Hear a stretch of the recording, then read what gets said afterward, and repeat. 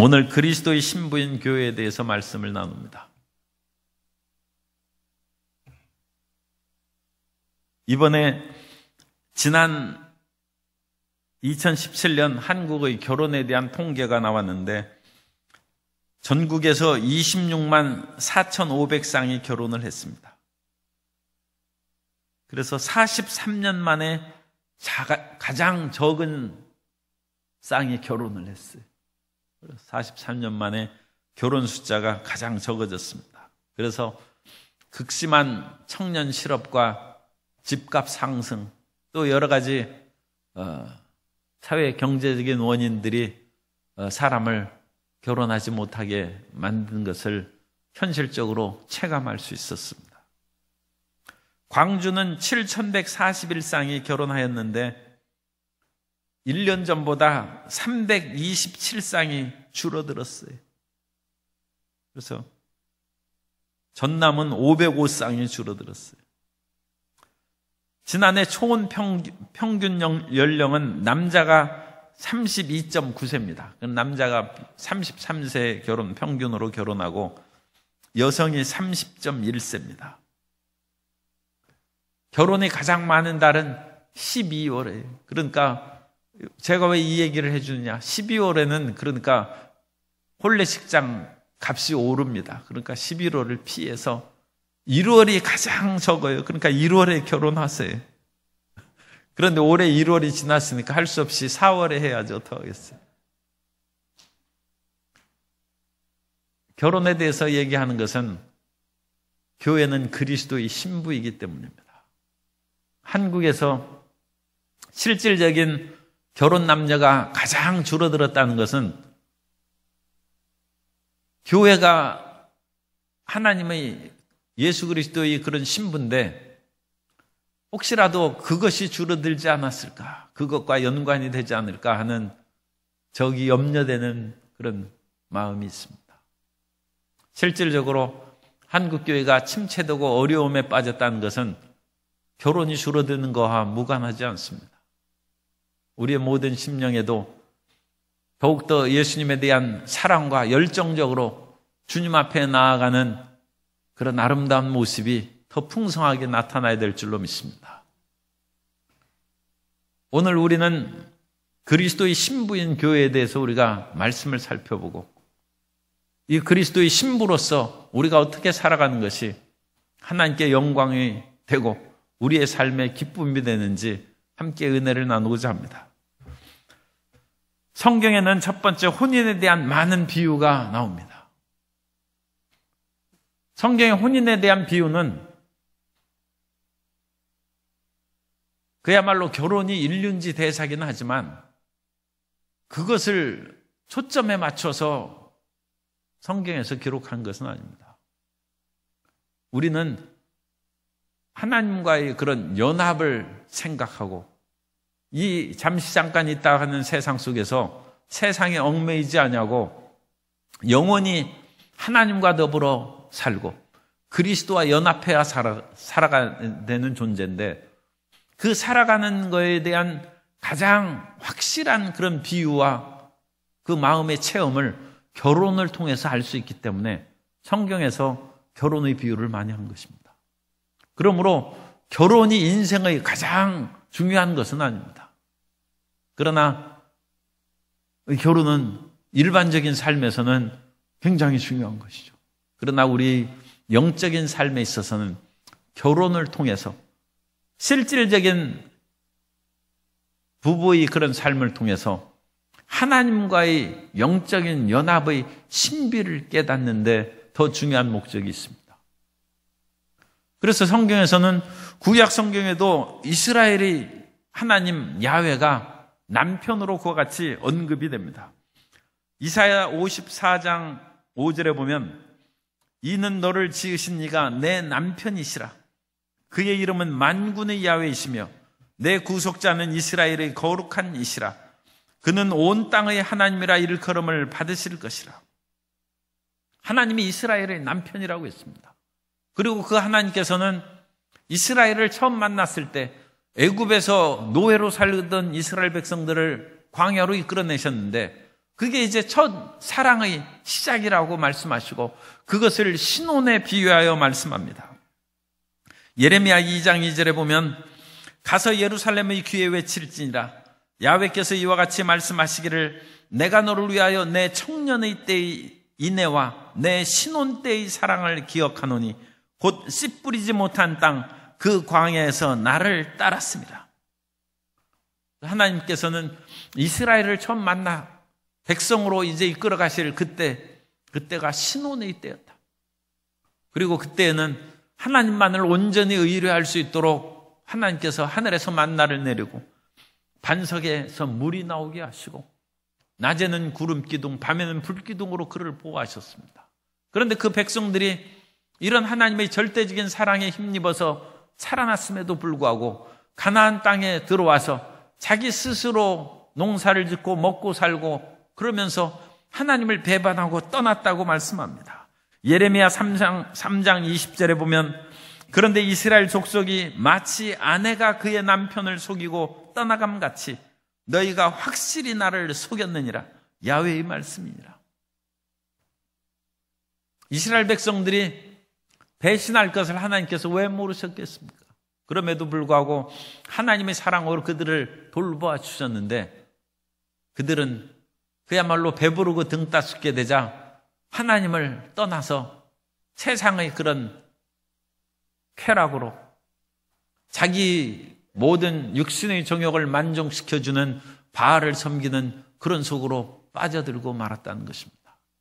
그러므로 이와 같이 실질적인 육체적인 그런 간음을 성경에서 우상 숭배하는 것을 영적 간음으로 비교해서 이스라엘을 책망한 것입니다. 그럼에도 불구하고 하나님께서는 이 이스라엘 백성들을 버리시지 않고 다시 회복하실 것이다. 호세아서 2장 19절 이하에 보면 내가 내게 장가들어 영원히 살되 공의와 정의와 은총과 긍휼이 여김으로 내게 장가들며 진실함으로 내게 장가들리니 내가 야훼를 알리라. 하나님이 이와 같이 결혼의 비유를 통해서 우리에게 믿음을 가지라고 부르고 계시고 영원히 하나님과 더불어 사는 그 기쁨을 말씀해 주는 것입니다. 그러므로 아무래도 결혼은 하는 것이 좋을 것 같습니다.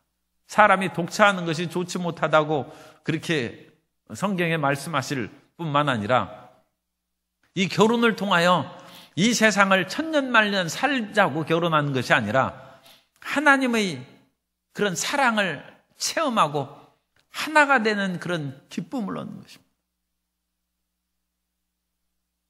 어떤 사람은 결혼을 해도 후회하고 안 해도 후회한다고 이제 그러죠. 그러니까 결혼을 해서 이 하나님의 절대적인 사랑에 대한 그 우리의 실질적인 경험이 있는 분은 뭐 그것으로 됐죠. 그러니까 뭐 결혼을 한 번 더 할 수도 있고 그 안 하고 살 수도 있어요. 왜냐하면 영적인 그와 같은 놀라운 비밀을 체득을 했으니까. 그러나 결혼을 안 한 사람들은 그런 것들에 대한 그런 그 확실함이 없기 때문에 결혼을 함으로써 한 남편과 한 아내로서 얼마나 신실해야 되고 얼마나 책임감 있어야 되고 또 두 사람이 사랑하면 얼마나 행복하고 기쁜지 그것을 알아야죠. 그리고 그것을 통하여 예수님의 신부된 교인으로서 그렇게 살아야 된다는 것입니다. 그러니까 하나님 예수님에 대한 그런 신실함을 우리가 이 아내된 자로서 신부로서 과연 수행하고 있는지 그것을 생각하면 우리가 죄 지은 거 쉽게 알 수 있죠. 하나님 제가 무슨 죄를 지었습니까? 아니 부부 사이에 그런 것은 속일 수 없죠. 그런 마음이 다른 데로 분열해서 나아가는 것을 부부 사이에 왜 모르겠습니까? 하물며 모든 것을 아시는 예수 그리스도와 함께 그 같은 부부의 영적 신비 그런 비유로서 우리에게 가르치는데 우리가 세상의 생각에 빠져 있고 다른 길로 걸어가면 그리스도 예수께서 우리를 어찌 모르시겠습니까? 우리가 그러니까 변명할 것이 없죠. 신약 성경에서도 예수님께서는 자신을 신랑이라고 말씀하셨어요. 그리고 침례 요한도 신랑의 친구로서 신랑이 신부를 취하지만 친구로서 나는 그 신랑의 기쁨에 참여한다고 얘기했습니다. 그래서 예수님께서도 이 부부의 혼인관계를 통하여 그의 제자 또는 그의 성도들과의 연합된 삶에 대한 비유를 말씀하셨습니다. 성경에는 이와 같이 혼인잔치에 대한 비유가 많이 있어요. 그 가운데 우리가 잘 아는 것은 열처녀의 비유입니다. 이 열처는 교회를 상징하는 것입니다. 신랑이 오시는데 신랑이 더디 오는 거예요. 그런데 슬기로운 다섯 처녀는 기름 준비를 하고 등불이 꺼져가면 기름을 넣을 준비를 만반의 준비를 하고 있고, 어리석은 그 다섯 처녀는 기름을 준비하지 아니하고 빨리 오시겠지 해서 그냥 등불만 켜고 있는데 신랑이 더디 오시는 거예요. 그래서 졸면서 기다리고 있어요. 그러다 보니까 어느덧 신랑이 오시는 그런 연락이 왔는데 등불이 꺼져가고 있는 거예요. 기름을 가진 사람은 거기에다 기름을 넣는 거예요. 그러나 기름을 준비하지 않은 그런 다섯 처녀는 기름 사러 간 사이에 신랑이 오므로 와보니까 이미 혼인잔치 집의 문은 닫혔고 그 어리석은 다섯 처녀가 문을 열어달라고 하지만 이미 잔치가 시작되어서 문을 열어주지 않는다는 것입니다. 기름 준비하지 않은 그런 사람, 깨어있지 않고 성령 충만하지 않은 그런 사람들에 대한 경각심을 주는 말씀입니다. 그래서 이 교회가 열처녀의 비유로 또한 말씀해서 우리는 예수님을 믿고 교회 다니는 것만으로 충분하지 않아요. 성령 충만함을 받아야 돼요. 기름 부음을 받고 끝까지 인내하고 기다리는 그런 자세를 가질 때 기쁨 가운데 예수님을 다시 만나게 될 줄로 믿습니다. 그래서 우리가 이와 같이 신구약 성경을 막론하고 하나님, 야훼 하나님이 남편이시고 이스라엘에게 장가든다고 말씀하신 거죠. 얼마나 긴밀하게 우리가 천국에서 살아갈 것인지 그걸 가르치는 거예요. 천국에서 심심한 일이라고 생각하지 마세요. 천국은 이 세상의 그 모든 기쁨의 것보다 훨씬 100배, 1000배, 만배 기쁨, 아름다운 세계인 줄로 믿습니다. 그러므로 이 세상의 그런 육체적인 그런 기쁨을 체험한 사람은 이 세상에 육체로서도 그런 기쁨을 얻는데 영적인 그런 상황에서는 얼마나 기쁠 것인가를 우리가 기대해야지, 육체적인 기쁨이 없으면 심심하고 무료하지 않을까? 그것은 흙의 생각입니다. 사람이 육체적인 기쁨보다 더 기쁜 것이 정신적인 기쁨이라고 하고, 그래서 이 정신의 기쁜 세계에 들어간 사람은 그러니까 철학이나 문학이나 예술이나 그런 정신적인 생각의 기쁨을 누리는 사람은 훨씬 더 육체적인 기쁨보다 더 많은 기쁨을 누립니다. 그렇다면 그거에 대해서 우리는 영적인, 신앙에 의한 영적인 그런 기쁨은 이런 육체적 정신적인 기쁨보다 얼마나 클 것인가, 그런 것들을 우리가 짐작할 수 있는 것입니다. 그러므로 우리가 그리스도의 신부된 자로서 이 땅에 부부의 그런 혼인의 비밀을 통해서 영적인 연합의 기쁨과 하나님과의 온전한 삶에 대하여 기대하고 사모하는 천국에 대한 비전을 갖게 되시기를 주님 이름으로 축원합니다. 그것이 그리스도의 신부인 교회의 그런 아름다운 사명이요 모습인 것입니다.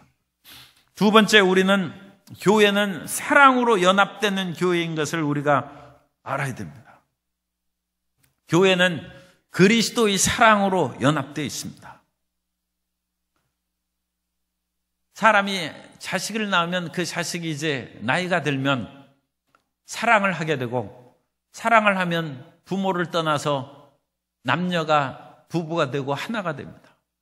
옛날에는 부모님이 없이는 못 산다는 자녀들도 장성하면 남편이나 아내가 없으면 못 사는 거예요. 사람이 하나님께서 그와 같이 신비하게 만들었어요. 창세기 2장 24절에 보면 이러므로 남자가 부모를 떠나 그의 아내와 합하여 둘이 한 몸을 이룰지로다. 그래서 이 연합의 신비는 결혼의 그런 신비입니다. 결혼의 신비로, 이 결혼의 신비는 오늘 우리가 읽은 말씀처럼 사람이 결혼하고 이 땅에서 육체로 영원히 자손 번성하고 끊임없이 사는 그것이 목적이 아닙니다.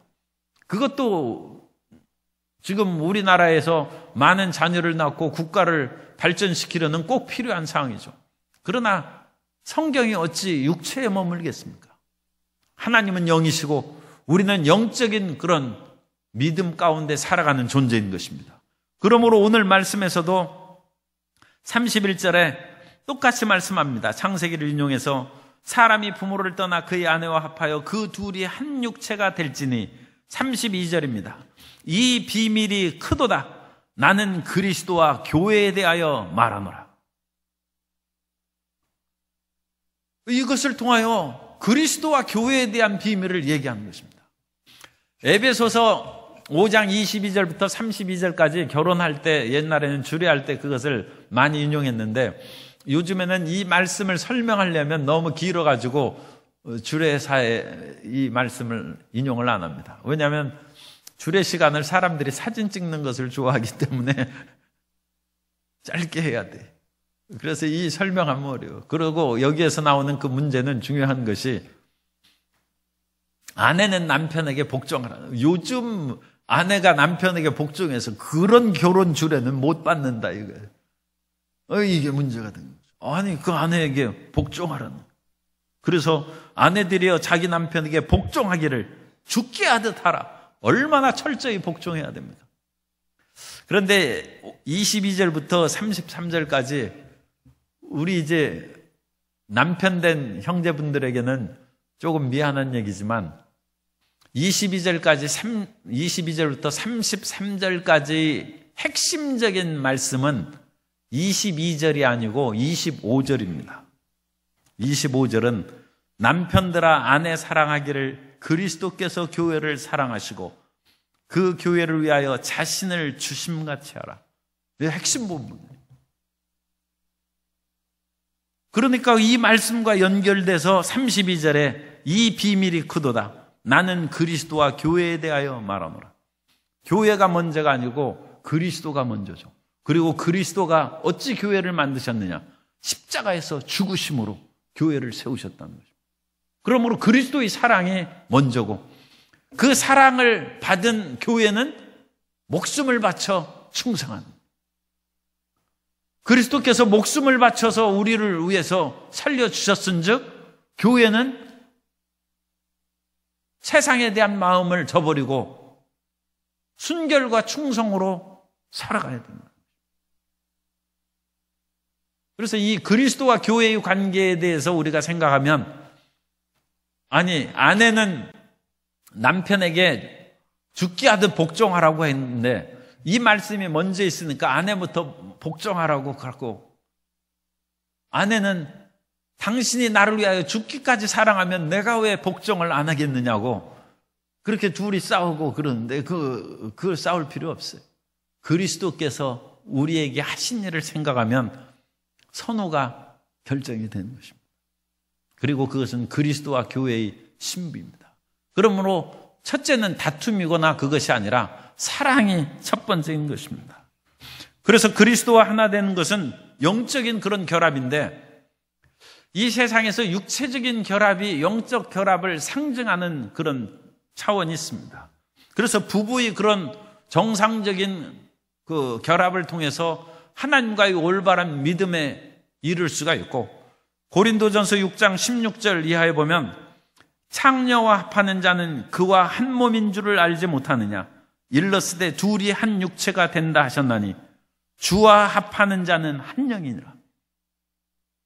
그러니까 창녀와 합하는 사람은 창기의 영과 하나가 되는 것입니다. 그리고 육체가 합해서 그것으로 끝나는 것이 아니라 그것으로 인하여 부정적이고 악한 영이 있는 사람과 합하면 악한 영과 같은 그런 속으로 빨려 들어갈 수 있어요. 주와 합하는 사람은 한 영이라고 했습니다. 우리는 그리스도 예수를 믿고 그리스도 예수와 따르는 것은 우리의 영혼이 하나님을 향하여 함께하고 빨려 들어가서 하나가 되는 그것을 상징하는 것입니다.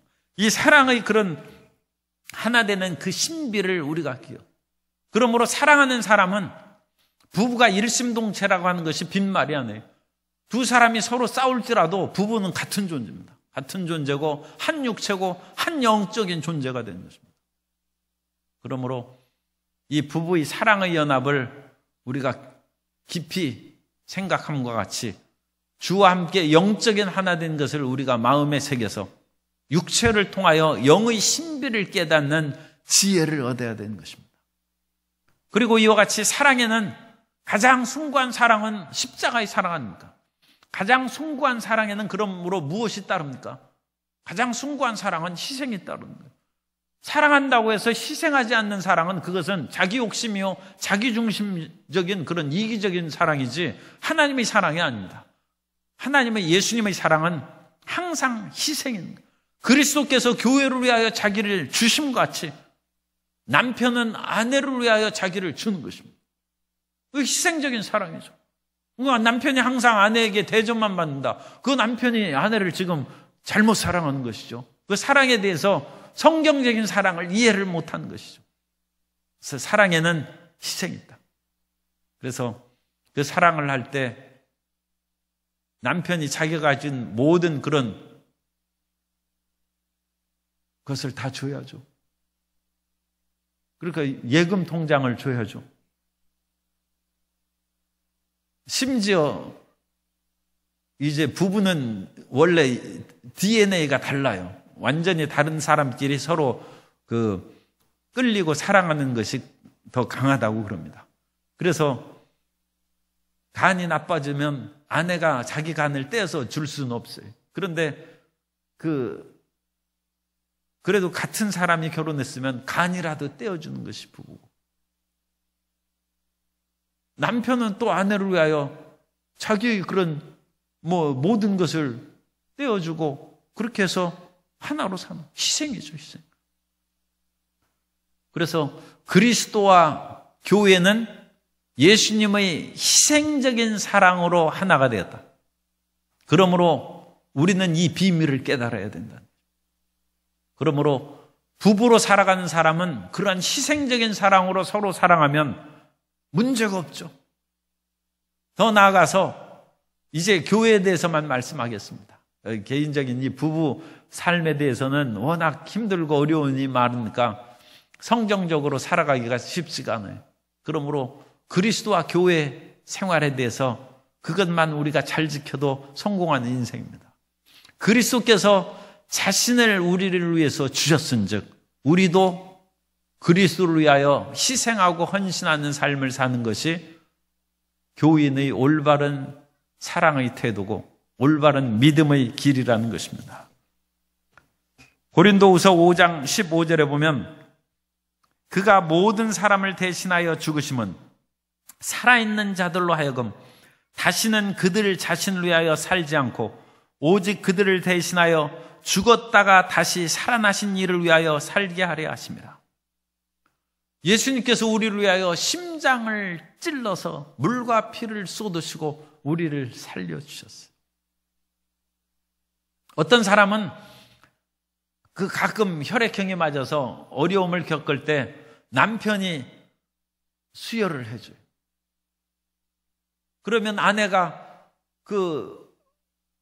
남편이 거기 누워가지고 자기 피를 수혈해서 주는 것을 보고 남편이 맨날 그냥 보양만 해달라고 그랬는데 이제는 자기 피를 주는 것을 보고 너무 감격해서 병이 금방 낫는 거예요.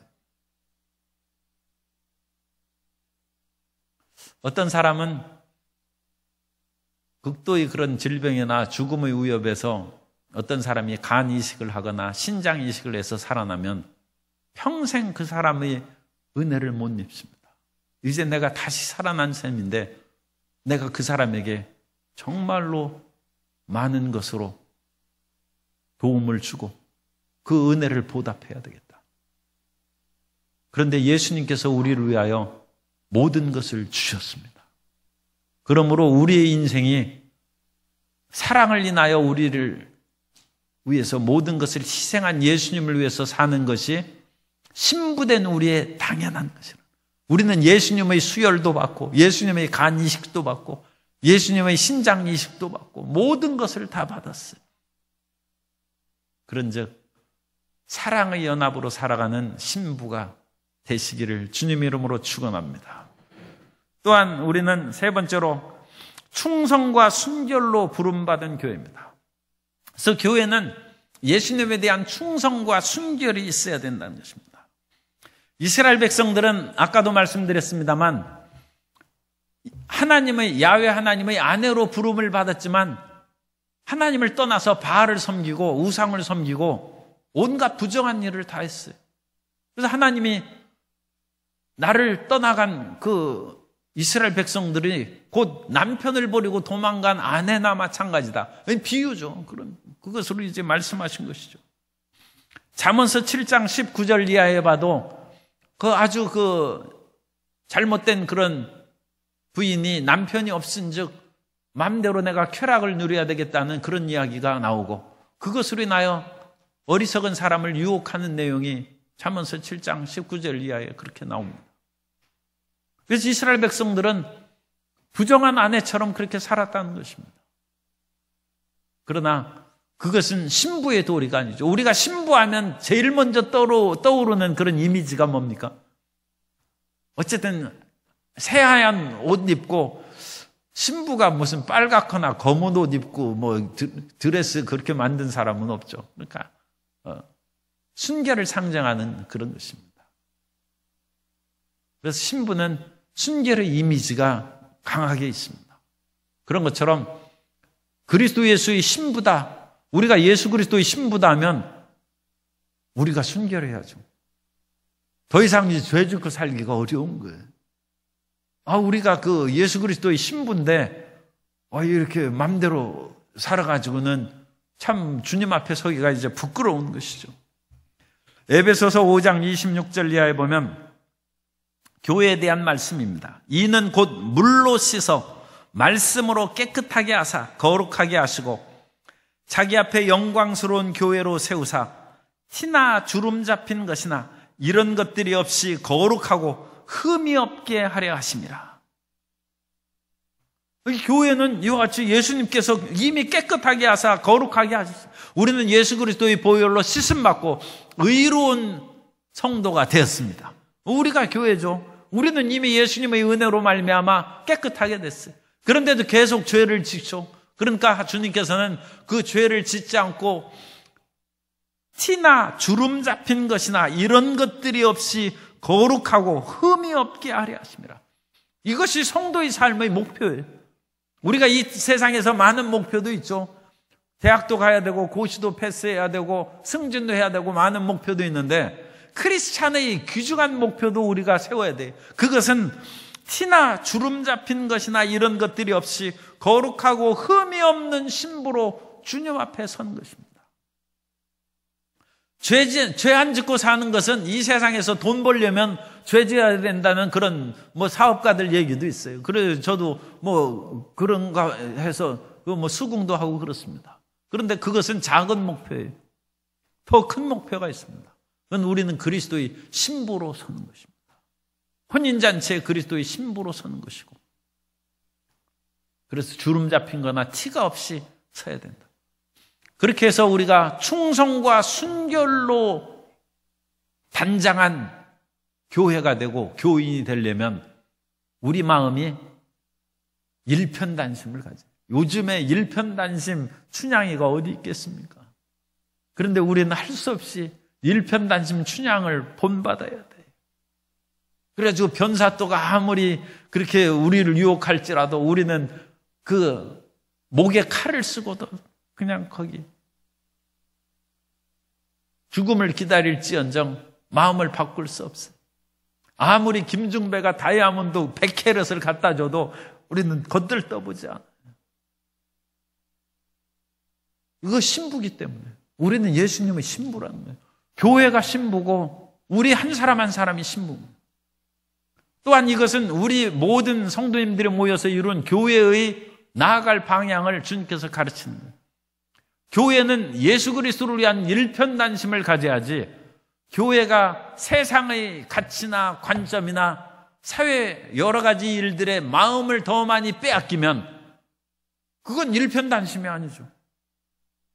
세상의 일들을 하느라고 교회가 바빠지는 것은 문제가 있습니다. 그것은 예수님 안에서 항상 행하는 것이 돼야지,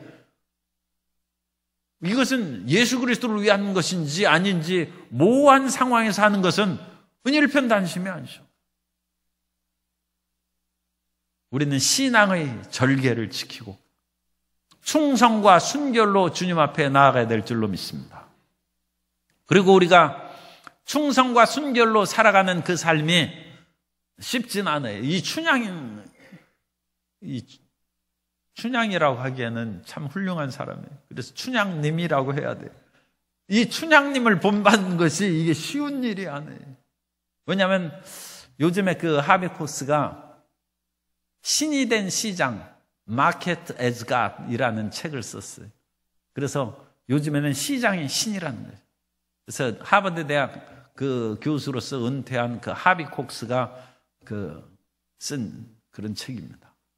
그런데 요즘에 그 시장이 신입니다. Market as God입니다. 왜 시장이 신이냐? 오늘날 세계의 모든 시장은 사람들이 마음을 꿰뚫어 보고 있다. 하나님이 전지전능하사 우리 마음을 살펴보는 것처럼 이 시장은 모든 소비자의 마음을 꿰뚫어 보고 어찌나 우리 마음에 꼭 드는 그런 물건들만 나오는지 사람들이 그거에 빠져들고 그 시장에 정신을 못 차린다. 매일매일 나오는 그 수많은 상품들은 자기가 있음에도 불구하고 또 사지 않을 수 없는 그런 구매 의욕을 불러일으키는 그런 역사를 한다. 온 마음을 하는 것이죠. 그리고 그 시장에서 요구하는 그런 모든 물건들을 사지 못하는 것이 가슴 아픈 거예요. 우리는 주님의 원하시는 일을 하지 못하는 것으로 인하여 가슴 아픈 죄의식을 가질 수 있죠. 그런데 이제는 내가 저것을 사야 되는데 못 산다. 그것으로 가슴 아파하면서 고통 가운데 살아가는 그런 마음이다. 그래서 시장을 만족하게 해주기를 우리는 소원합니다. 돈이 많았으면 이 모든 것을 내가 다 살 텐데 함으로써 자기의 모든 마음을 시장에 두고 시장을 신으로 섬기는 그 마음을 이제 갖는다는 것입니다. 뿐만 아니라 시장은 항상 우리를 유혹하는 것이 이걸 사면 당신은 행복해질 것이다. 주님 앞에 나와 기도하고 찬양하고 예배드리면 행복해질 것이다 말하는 것처럼 시장은 이걸 사면 행복해질 것이다. 그렇게 우리를 유혹한다. 그래서 종교와 이 믿음의 그런 여러 가지 사실들을 오늘날 현실의 그런 시장 그 매매의 그런 상황과 견주어서 그런 책을 썼는데 상당히 우리 마음 가운데 다가오는 그런 내용들이 많습니다.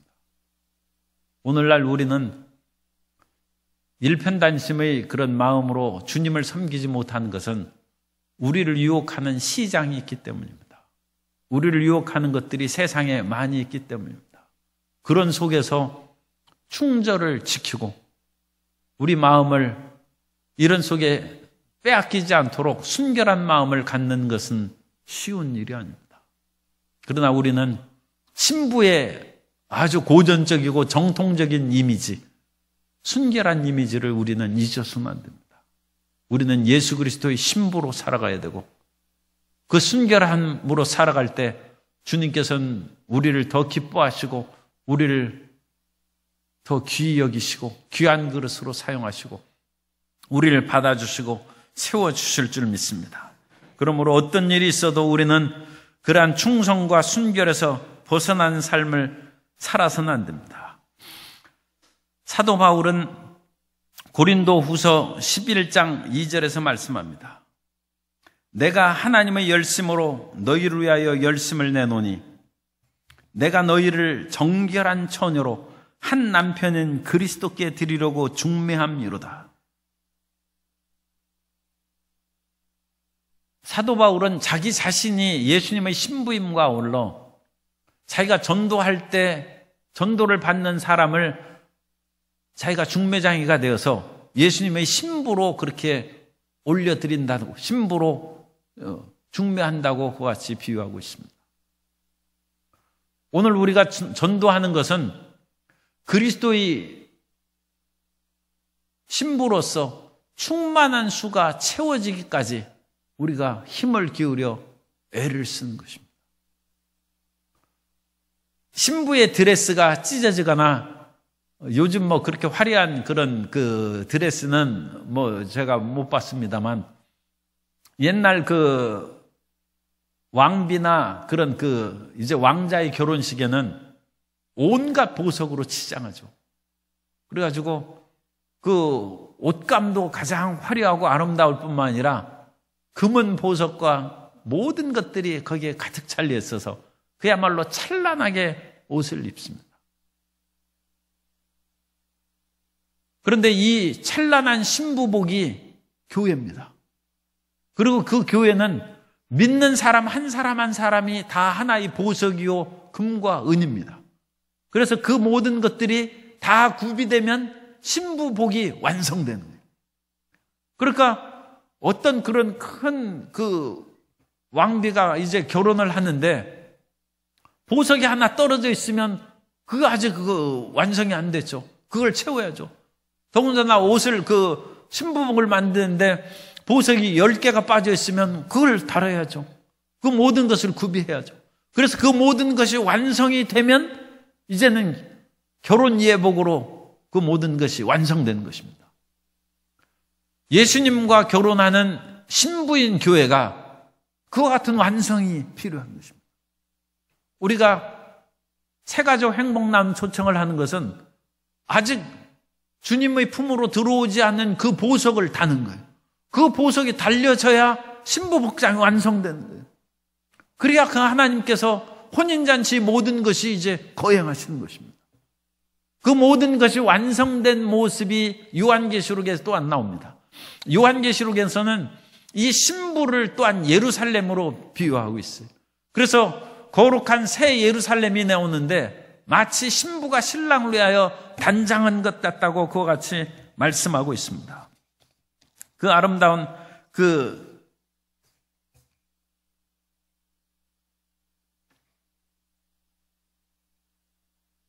요한계시록 21장 2절에 보면 또 내가 보매 거룩한 성 새 예루살렘이 하나님께로부터 하늘에서 내려오니 그 준비한 것이 신부가 남편으로 하여 단장한 것 같더라. 그리고 요한계시록 21장 9절 이하에서 말씀합니다. 7 대접을 가지고 마지막 7 재앙을 담은 7 천사 중 하나가 나와서 내게 말하여 이르되 이리로 오라. 내가 신부 곧 어린 양의 아내를 내게 보이리라 하고 성령으로 나를 데리고 크고 높은 산으로 올라가 하나님께로부터 하늘에서 내려오는 거룩한 성 예루살렘을 보이니 하나님의 영광이 있어 그 성의 빛이 지극히 귀한 보석 같고 벽옥과 수정같이 막더라. 이제 예루살렘이나 그런 성전의 모습은 교회를 상징하는 것, 구약의 성전은 신약의 교회를 상징하는 것이고 이 교회는 예수님 믿는 신부를 상징하는 것이다. 우리가 그렇게 하는 것이죠. 그러므로 우리는 구약으로부터 요한계시록을 통해서 눈에 보이는 교회 이런 것들은 육체적이고 물질적인 것이지만 이것을 통하여 영적 신부의 아름다운 모습을 생각하는 그런 영적인 눈이 열려야 됩니다. 그래서 성전이 완성되고 예루살렘이 완성돼서 크고 견고한 성읍이 되는 것은 이 지상의 예루살렘이 그게 문제가 아니죠. 이미 사도 바울이 지상의 예루살렘의 문제가 아니라 하늘의 예루살렘에 대해서 얘기한 것처럼 이 예루살렘 성이 완성이 되는 것은 모든 믿는 사람이 그 속에서 충만하게 되는 것입니다. 우리 믿는 사람의 한 사람 한 사람이 성전의 벽돌이 되고 거기에서의 모든 그 치장하는 보석이 되는 것입니다. 그것을 비유로 또 교회에 대해서 얘기하면 교회가 완성된 영광된 교회의 모습이죠. 그건 우주적인 보편교회를 말합니다. 우리가 가지고 있는 보고 있는 이런 교회는 지역교회고, 지역교회가 그 실질적인 것이 아니라 영적인 우주적인 교회 그 하나가 하나님께서 보시는 교회라고 했죠. 그 교회가 어떻게 완성됐냐? 모든 믿는 사람이 하나씩 하나씩 세워가지고 그것이 완성될 때 이 우주적인 하나의 교회가 완성되는 것입니다. 그런데 그 교회를 요한계시록에서는 예루살렘으로 비유하고 모든 보석으로 치장한 아름다운 성으로 비유하고 있습니다. 그것은 신부가 입을 아름다운 옷으로 생각하면 돼요. 그 모든 것이 완성되어서 절정의 아름다움에 이른 그 신부가 어린 양의 신부고, 그 어린 양의 신부가 교회라는 것입니다. 그런데 그 신부가 입는 복장, 또 예루살렘 성의 그런 모든 보석의 하나하나는 우리 한 사람 한 사람입니다. 그러므로 우리 한 사람 한 사람이 가장 빛난 보석이 되는 것이 그리스도의 신부로서의 일을 완성하는 것입니다. 우리가 죄 짓고 불의하여 추악함으로 말미암아 우리가 얼룩이 있고 오염이 되어 있으면 신부 복장의 한 부분이 얼룩이 지고 오염된 것입니다. 그러므로 우리는 신부의 이미지를 우리 마음 가운데 새겨서 나는 예수님의 신부다. 그러므로 이 세상의 그 어떤 것에 유혹받지 아니하고 그 세상의 죄악과 더러움에 빠지지 아니하고 정결하고 충성된 신부가 되고 하나님과 연합된 아름다운 모습을 드러내며 살아야 되겠다 하는 그런 믿음으로 충만하게 체험받아야 됩니다. 그래서 주님 앞에 설 때 우리가 부끄러움 없이 설 뿐만 아니라 나로 인하여 다른 사람에게 피해를 주지 아니하고 뿐만 아니라 우리가 그 빠진 보석의 부분을 열심을 다하여 전도함으로써 그 부분을 채워서 완성된 교회, 가장 빛나는 그런 신부의 모습으로 만들어가는 사명이 있는 것을 깨달아야 됩니다. 따라서 나는 그리스도의 몸된 교회며 신부입니다. 그런데 신부가 우리가 지금 이제 열처녀의 비유하고 생각해야 돼요. 아직 신랑이 안 오셨어요. 그러면 우리가 신랑을 기다려야 되겠습니까? 안 기다려야 되겠습니까? 그런데 주님 오시고 뭐 신랑 주님 앞에 가서 영원히 천국 사는 그 마음이 우리 마음 가운데 얼마나 강렬한지 우리가 한번 생각해 볼 필요가 있어요.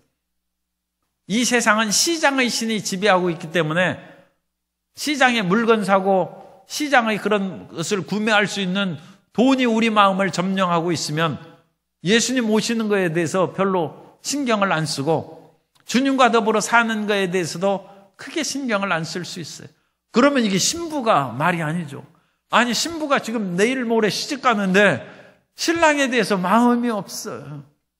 이거 큰 문제 아닙니까? 그죠? 그런데 우리가 신부예요. 우리가 그리스도에 대하여 그와 같은 열망과 사랑이 있는가? 주님에 대한 기다림이 있듯 주님에 대한 함께한 그 소망이 있어야 된다. 난 이 세상의 그 어떤 것보다 주님을 기다린다 해서 자나깨나 주님을 기다리는 그 사랑의 마음이 있게 되시기를 주님 이름으로 축원합니다. 그리고 그 혼인잔치에 들어가는 것은 이 세상의 어떤 것보다 더 행복으로 들어가는 것입니다. 우리에게 그 행복은 그러니까 진정한 이 터키 시인이 이미 시를 쓴 것인데 진정한 행복은 아직 우리에게 오지 않았어요. 낙심하지 마세요. 이 모델로 준 결혼식이나 부부 생활은 이것은 하나의 예표고 그림자지 진짜 결혼식은 예수님과 하는 것입니다. 그거에 대한 믿음을 갖도록 이 세상에서 결혼을 하는 것입니다. 그래서 진정한 행복은 아직 안 왔어요. 그러므로 내 인생 헛살았다고 생각하지 말고 예수님과 결혼 날짜를 손꼽아 기다리고 몸과 마음을 정결하게 하고 충성과 순결로 주님을 기다리고 그 사랑의 연합된 기쁨을 마음속에 그려봄으로써 하루빨리 혼인을 치러야 될 텐데 소망하는 그리스도의 신부된 모든 성도님 되시기를 주님 이름으로 축원합니다.